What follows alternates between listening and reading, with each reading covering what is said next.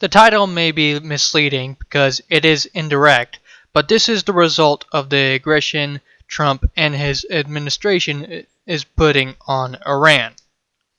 With Trump's new sanctions against Iran, Riot Games was forced to pull League of Legends from Iran and Syria because League of Legends has in-game microtransactions within the game, and that would constitute as service in Iran under the rules of the sanctions Trump administration placed. Sanctions, in a nutshell, do nothing.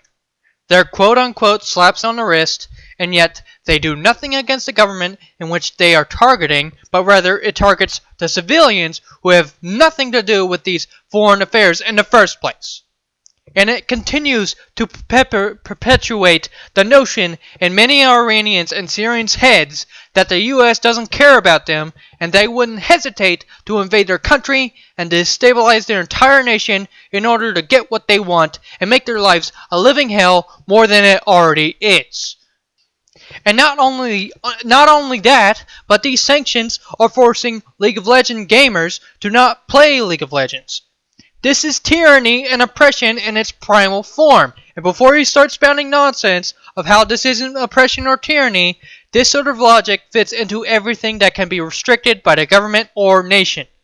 What if these sanctions force the citizens to not engage in religious functions or force them to give up their right to a decent meal? That would definitely be seen as oppression in America, so why can't not being able to play video games be seen as oppression as well? And with this too, some probably make money from playing League of Legends, so this is a form of income for them too, which means they are losing their source of income as a result of these sanctions. Not only do sanctions don't work, but they are oppressive and tyrannical, and they need to cease immediately and restore good relations before it is too late.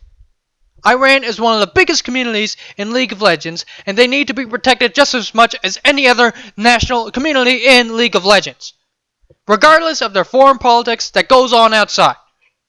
We are all in this together, and if we don't stand together, if we don't unify, regardless of our cultural, racial, and national indifferences, we won't be able to fend off those who wish to limit us and restrict us into a dying light, forced to starve for any bit of oxygen it can get its hands on.